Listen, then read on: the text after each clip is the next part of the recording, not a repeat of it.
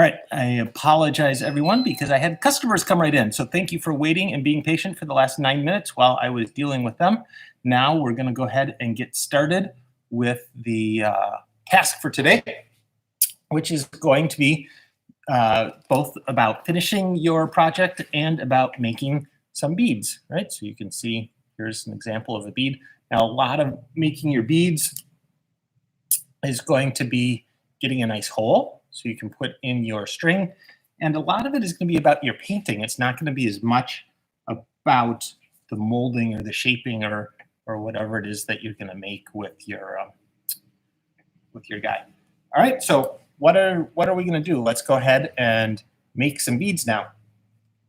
So what we're going to do is you're going to grab your piece of clay, and the first thing that you really want to do when making a bead, if you want to make them even, then you'll do this. If you don't care about making them even, it doesn't really matter. But you're going to take your piece of clay. Oh, and hopefully everyone has a nail that you can use. All right, so you're going to take your piece of clay, and I like to just gently squish it, right, like this, not roll it right at the beginning.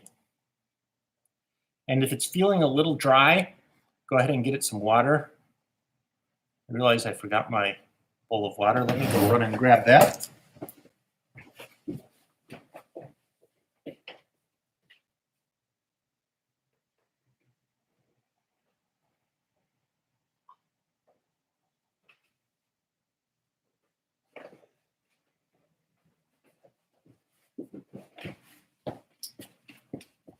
All right, there's my bowl of water. All right, so now with my bowl of water, if my clay is a little dry, I can just take a little bit of water, sort of squish it in there, mush my piece around.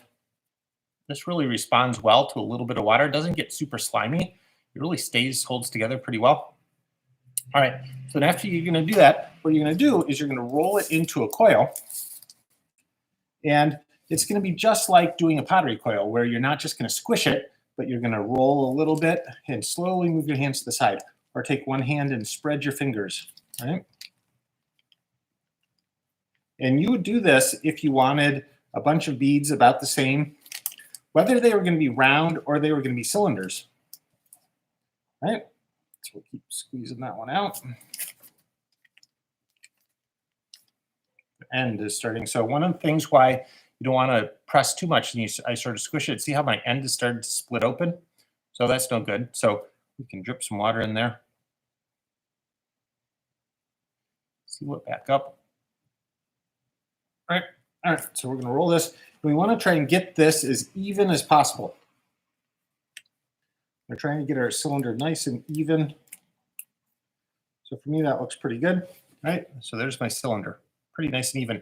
Now, if we want to get things, like I said, that are about the same size, what you're going to do is take this now and segment it.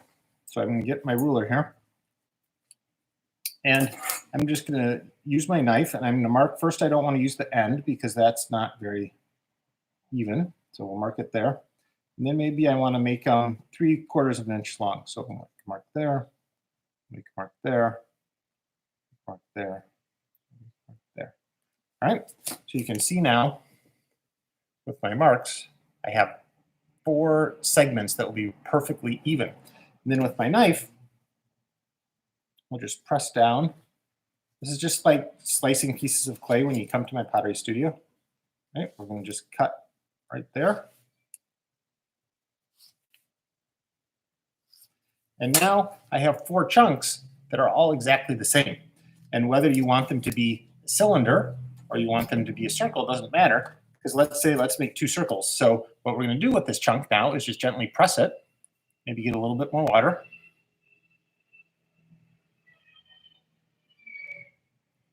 There we go, get it nice and smooth.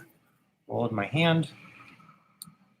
And when you roll it, sometimes you'll get little pieces like that that are not perfectly smooth. So you just take your thumb with a little bit of water and smooth it over.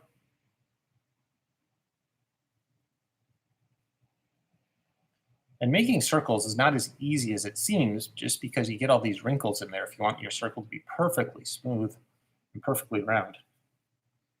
All right, so there we go. There's my one. And now using the exact same size piece, I'll go ahead and squish that down.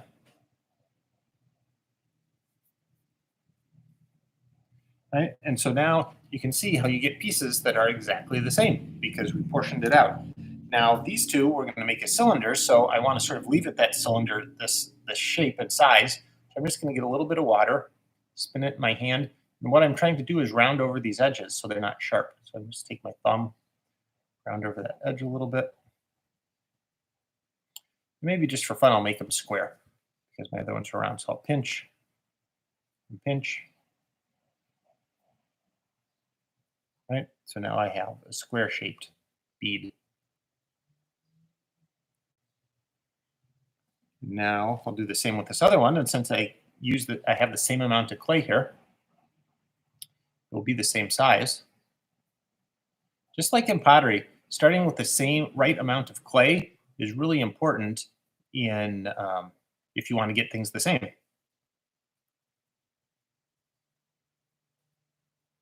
All right, so now we have two beads that are the same.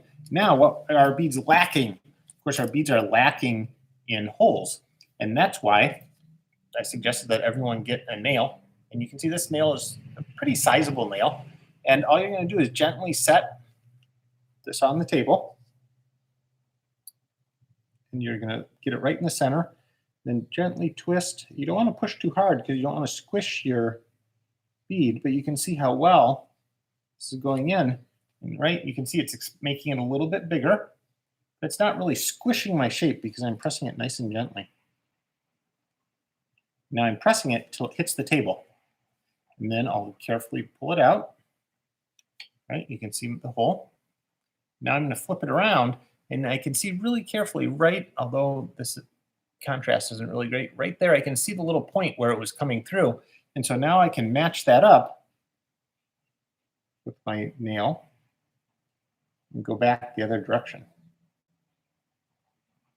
And that prevents blowout with all these jaggies. And so now you can see I have a nice, super clean hole that is just completely done. That is, bead is done. Okay. Let's take this one and do the same thing. Let's say you want a hole bigger than your nail. That's okay. Press it that way. And I'll find that hole again. Press it that way. All right. So what you can do now is with your nail in your bead, you're just going to gently rock it, flip it to that side, gently rock it, flip it to that side. Right. So we're just working. You can see we'll slowly make the hole a little bit bigger than the other one. So you can do that. And you can see on the far side, got a little out of control on the far side because it's easy to have this tip down when you don't realize it, the side you're not looking at. But regardless, we have nice even holes. Now these can just dry. And like I said, a lot of this is painting. A lot of it is going to be painting your bead afterwards. And these are going to be ones that can be strung on however you want to. And I actually have one that I made a while back. This is my circular one. Now this is really hard. This has been sitting for a couple hours, this bead. And this, after it's been sitting for a couple hours, that's the perfect time to actually take your nail and take your bead, and let's say you want to add some texture. Now you can press on it. This is like clay being leather hard. Now you can press on it, and it's not going to distort the shape of your bead. Right? So I can incise a line. Right? Right there. Right? See the line I stuck on there? So I'm going to go ahead and make some nice lines. And the tip of the nail works really well making lines. So I'm going to make some texture, some lines all the way around this bead. Now, one thing I started on this bead is I just started making lines. And now you have a risk of when these lines meet on the other side, they might not be exactly even. So one of the tricks that I use is before you're at your last line, right? So if we look now, we can see I have some lines there. Now there's a bigger space and some lines there. You don't want to wait till it's your last line to try and even it up to make it exact. What you want to do now is estimate, well, how many more lines? I'm going to have 2 more lines. So I'm going to split this in half to make sure that it's relatively even when it comes around. Okay, so there we go. So now I've added some texture to my bead after it's dried a little bit. The nail works really well for doing that without distorting the shape, and then I can continue to let that dry. The other thing I did on this one is I didn't put the hole in, so this is dried the same amount, and I was just curious, and so now I'm going to go ahead and put this hole in, and it still works really well. Oh no, it doesn't work quite as well. If you forget to put your hole in, I was thinking, well, what if we just do it later? So you can see what happened is on this one, when I tried to put the hole in, see how the bead cracked? So putting that hole in right in the beginning and then letting it dry is really important for what you want to do. Unless you like that look. Maybe you like that cracked look, and that'll still be strong, even though I did that. Now, there are a few other ways. You can see you have your round one. And the same idea of putting a hole in your round bead is you're just going to start right in the middle, just gently press, and this clay is strong enough that it doesn't really distort. And now I'm holding it because I don't want to flatten an end, and I'm going to push on my nail until it just pokes through, right? Now I can see it just poking through just a little bit. See how it's just poking through? So then I'm going to stop and pull it out, and turn it around, and I'm going to go through the other way. Right? And so now I have a nice smooth hole on both sides. And just because I haven't done one, let me show you what happens if you just go all the way through. So we're going to push all the way through, right? And then what you get is a jaggy, see the jaggy edge there that you have to deal with and so then you have to get your hand wet, you have to gently smooth it and push it down. It just works much better if you go back the other direction to not get that jaggy edge. All right, so if you have some textures, you can always roll your beads on textures if you want to do some textures that way. If you want to you can make all sorts of different shapes. Like you can see I just made a flat disc here and poked a hole in it. If you want to take your little pieces of clay and mold, I'm going to get some water on here. Right? And you want to make some teardrop pendant, right? You can squeeze it, hold it here down at the bottom. Maybe you can make a little animal, you can make a little figure, make some arms that are clasping together if you want to. Go ahead and make whatever you want. And then again, poke through until it hits my finger, stop, come through from the other side. Make sure that you don't have any jaggies. And that's it, right? It's super simple. Now you're just gonna have to paint these, and you can paint them wild colors if you want to. You can paint little designs on them. You can do whatever you want. One of the tricks when you get to painting this, I'm not going to paint one today, but one of the tricks when you get to painting one is if you use your nail or a little bit smaller nail and you have it right there, then you can paint it without having to touch it. So you can go ahead and build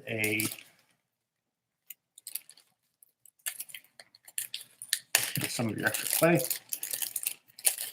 When you're painting it, you can slide it on there, stick it like that, right? And now you can paint all the way around it. All right. So when it gets to painting, some of the things that you can do is once you've painted it once, let it dry and then go ahead and paint it again, and that helps you really define some textures, and then the paints won't bleed together. So it's really good to paint it once, let it dry, paint it again, keep adding layers and layers and layers and layers of more paint. And then this one has had some spray acrylic put over it to protect it, which is really good to do. That helps making it wash, and makes it so it's not so dry, because when you paint it, it's really dry. So when you do the spray acrylic, it gives it a nice smooth finish that is something that's more paintable. Or you can do something like this guy. I don't know, can you see how a shiny hat? He actually has sparkles in him. Only the hat part has been done, not the bottom part. So this is available anywhere. So this is this Mod Podge stuff. And this is the sparkle version. You can also, of course, get the regular version. So that you can just paint on with a brush, and that makes it really durable. So that you can just paint on with a brush, and that makes it really durable, so that you can wash your guy and have them out in the rain. Well, I wouldn't keep this stuff out in the rain too much. So this is some of the, or you can have a brushable